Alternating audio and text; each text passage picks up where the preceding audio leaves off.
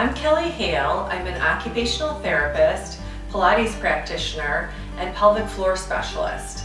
I serve a lot of women and men with pelvic floor dysfunction, and part of that can be actually a topic no one wants to talk about: constipation. Yes, you know, if you've ever had it before, how miserable you can be with that situation. So in my almost 20 years of working in the field, I have found that it takes a lot of discussion and questions and getting people comfortable talking about this, but I was quickly shocked at how people thought their elimination was regular and normal. But actually what I find is that people are not regular. They're not going regularly or with ease as their body is designed to. And it's definitely a multifaceted approach. It can be diet, it can be so many things, and we can talk about those at another time.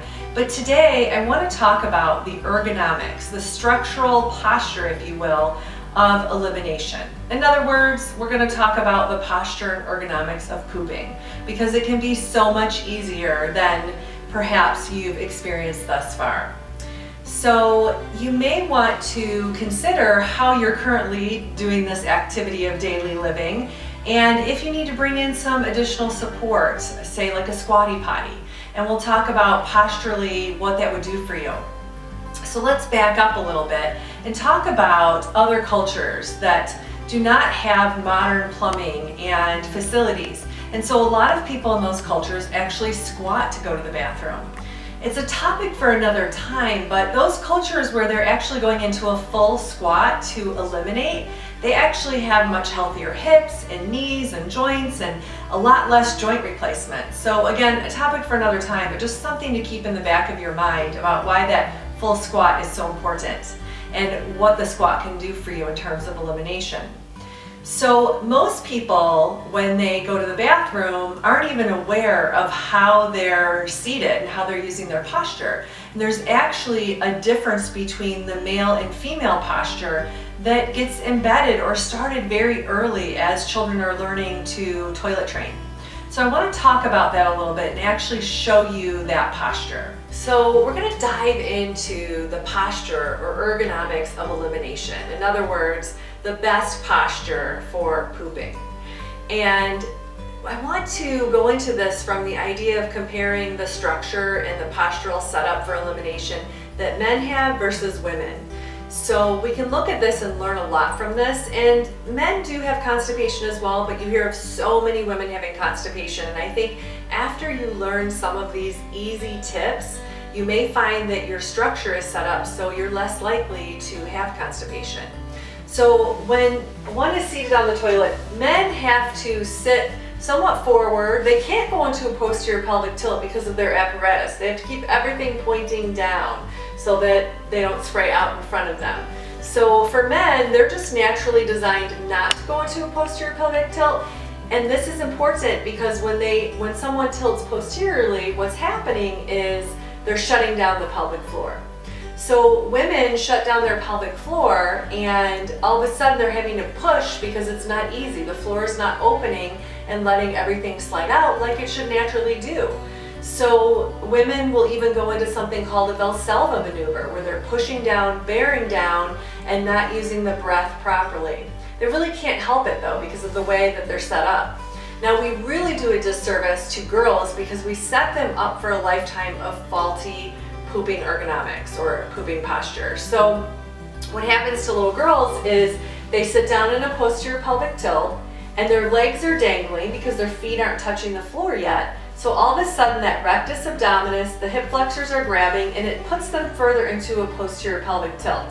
And so they can't help but go to the bathroom with a posterior pelvic tilt.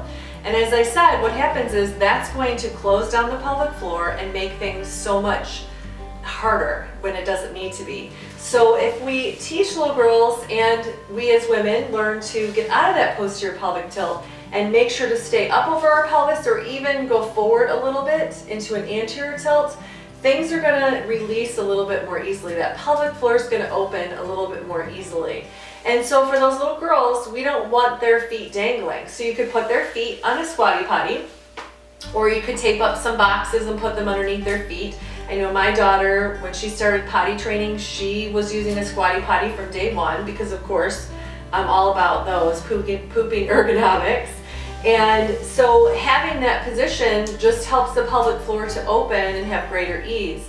Now, adults may also want to consider a squatty potty, not just women, but men, because the squatty potty puts us in a position where the pelvic floor is just naturally set up to open. We're getting some nice range of motion in our hips and our knees, and we're in this position where everything happens with ease. Now, there's a lot of heights of squatty potty, different materials. I like this one because it's made out of bamboo. There are some that are made out of teak. In our house, we're not going to bring in plastic because we're very concerned about environmental toxins, so we're always going to have the ones that are made out of wood. If you're good with wood, you could possibly make one yourself.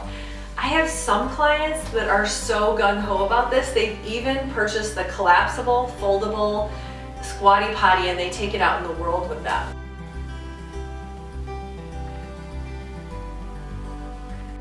You want to make sure that you're not in a posterior pelvic tilt, as that shuts down the pelvic floor. Ideally, you want to be over top of the pelvis or even in a slight anterior tilt, meaning there might feel like a slight arch in your low back. You just don't want to be tucked under or curved under. And a lot of women grew up doing that, so it's a habit that may take some time to change. Ideally, men and women could put their feet on something like a squatty potty, and there are various heights that you could get to ease into it so that you're comfortable. But having that squatty potty there gives you an even better position to open the pelvic floor. For example, when I'm teaching my pre and postnatal courses, I'm always telling people that one of the best positions to give birth in is a full squat. And that's where the pelvic floor can open and have ease, and we need that with our daily elimination, not just for bowel movements, but also for urinary elimination as well. So starting with that posture awareness and then perhaps adding in something like a squatty potty should make life go a lot smoother for you in many areas. I hope you enjoyed this video on a topic you maybe haven't thought too much about before.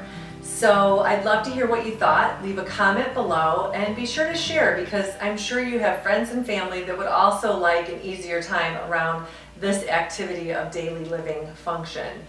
And be sure to follow on social, subscribe to the YouTube channel, and I look forward to seeing you soon. Thanks for watching.